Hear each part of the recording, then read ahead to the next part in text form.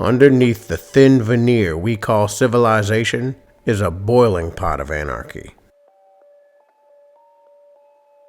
I'm KO Medic, and I talk about simple, life-saving skills and other crap. Imagine a country suddenly thrown into civil unrest. We won't use a real country, so we'll call this entirely fake country the divided states of Skarica. So something recently happened in Skarica, like the assassination of a much-loved political figure, or maybe a major computer infrastructure went down. You know, something highly unlikely. Now there is mass rioting, a mad grab for supplies, and emergency services are unavailable to most people. What the hell would you do? Well, I have plenty of time at work to sit around and think up crap like this. But seriously, in a very real situation that happened in 2005, when Hurricane Katrina hit New Orleans, it took about a week for the city to fall into chaos, and many people had to fight for necessities. Where he instructed the members of the New Orleans Police Department that on this day, he was initiating that we begin to shoot looters in the city of New Orleans, that he was ordering us to take the street back and to start shooting looters that day. When questioned about that specific order, his response was, if you can sleep with it, I'm ordering it done. For the sake of argument, we are going to pretend that you're not already a prepper, which I actually resonate with the prepper mentality. However, my desire to be a prepper is always at war with my desire to be a minimalist, which is allied with my desire to not spend money. It's fun being me. I want you to make an estimate of how many days you think you and your family could survive based on what you already have in your house. Whatever number of days you came up with, it was likely an overestimate. Great Britain believes there are only 9 meals between mankind and anarchy. Considering the crap they eat, I don't think I'd miss food all that much. In the situation of civil unrest, there is ultimately going to be 2 categories people will fall into. Those that should shelter in place and those that cannot. Not to sound like the CDC or some other .gov website, but sheltering in place is going to be the best option for most people who don't have danger literally knocking on their door. These are more likely to be the people that live on the outskirts of town, in more rural areas. The largest focus for these people needs to be placed on conserving supplies. Here in Louisiana, we are no strangers to weeks of power outages, so we understand the first thing to consume is the perishable items. However, you are excused from eating those leftovers your in-laws forced you to take. Seriously, I have a rule about this. When it comes to food, if there is any doubt, throw it out. So, if the power is out, you're going to end up consuming your non-perishable items much sooner. That means, sooner rather than later, you need to think about obtaining more supplies. You can try the local shops. Early on you might be lucky. Just keep in mind that the first thing to get cleaned out will be store shelves. Like, within days, not weeks. I swear, if someone in the comment section doesn't say, well, this is all just common sense, then I'm gonna feel like I failed. If The Walking Dead taught us anything, over and over until the show became boring, is that other living people will either make or break your chances of survival. I mean, seriously. Eventually the zombies got to a point where they were just a nuisance and not much of a threat. So, unless you're Daryl Dixon, I don't suggest the lone wolf approach. So that means it might be time to swallow your pride and apologize to your neighbor for your dog straight crapping in their yard. Cause you know what your neighbors have? Food, gas, medicine, maybe a generator. Possibly weapons depending on how bad things are.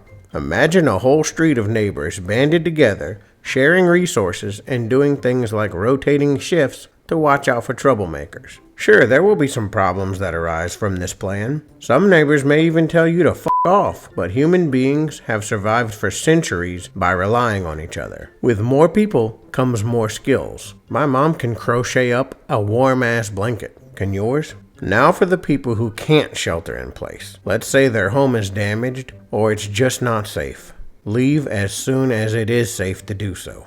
The sooner the better. Even if you're not on the same street as the civil unrest, trouble can reach out. Also, something like a curfew or even martial law may be headed your way. So what are you supposed to do? Disappear into the woods? Live in that tent you bought on Black Friday and haven't used once? Tell your kids that instead of TikTok, now they get a skip rock? Well, I mean, some people will no doubt do just that, which is fine if you think your family can adapt easily to crapping in the woods. But for most people, an extended period of sleeping on the ground, eating random berries, and being mosquito bait sounds like misery. I read once that a helpful way to get through hard times is to minimize misery whenever possible. Jocko is no doubt very disappointed in me saying that. But seriously, there is good psychology here. When misery is high, morale is low. When morale is low, important things begin to suffer, like the ability to work together or even tolerate being around each other for long periods.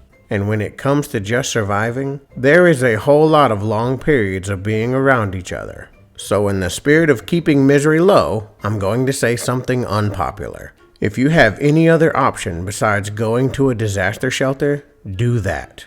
Go look up what life was like in the Superdome for those unfortunate people. And by any other option, yes, I mean even your crazy aunt who lives alone in a trailer with more cats than she has brain cells left. She and the cats will likely be scared and welcome more people that they can rely on during times like these. I mean, you could always start by saying, "We were so worried about you. We just had to drive out here and check on you. Also, can we crash here?" I believe in keeping a plan as simple as possible. So basically, what I'm saying is, if you're Category 1 people, congrats. Just keep that going for as long as possible. If you're Category 2 people, formulate a plan to join up with Category 1 people. The chances of civilization as we know it disappearing forever are very low. So, when civil unrest breaks out, this is where I would start. If law and order doesn't soon return, then you can worry about teaching your aunt's cats how to farm cucumbers. Now, Hero, I promised I would pretend like you were not already a prepper. But I care about you, so I want you to start preparing to be both Category 1 and Category 2 people. That means I would like to see you start making an emergency plan with your family. Discuss where to meet up in case phones are down. You need to figure out how much drinking water, food, and supplies you and your family will need for a minimum of 3 days. But 3 weeks would be better.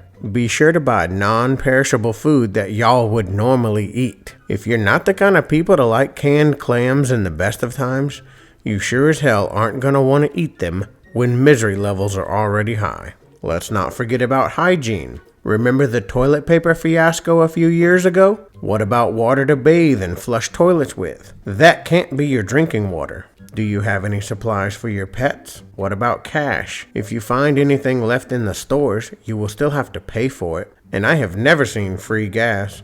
Speaking of gas, even if you can't store gas cans, you can make sure to always leave yourself a quarter tank of gas or more. If you do store gas, just know it goes bad eventually, so cycle it out.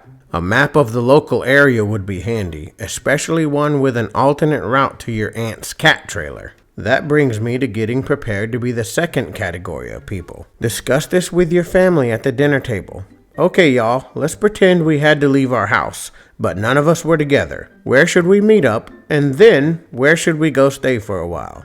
Don't get all pissy on me in the comments about the next one, but you need weapons. Does anybody here know how to use a firearm of any kind? Something to give you and your family a fighting chance. A weapon can greatly improve your own self-confidence, which in itself is a deterrent. Whatever you choose, be sure to practice with it. We don't rise to the level of our expectations, we fall to the level of our training. Lastly, please consider building everyone in your family an emergency bag to have ready to go. I keep one big one in my vehicle, and this is what I have in it. A change of clothes for me, my sons, and my mom, who I take care of.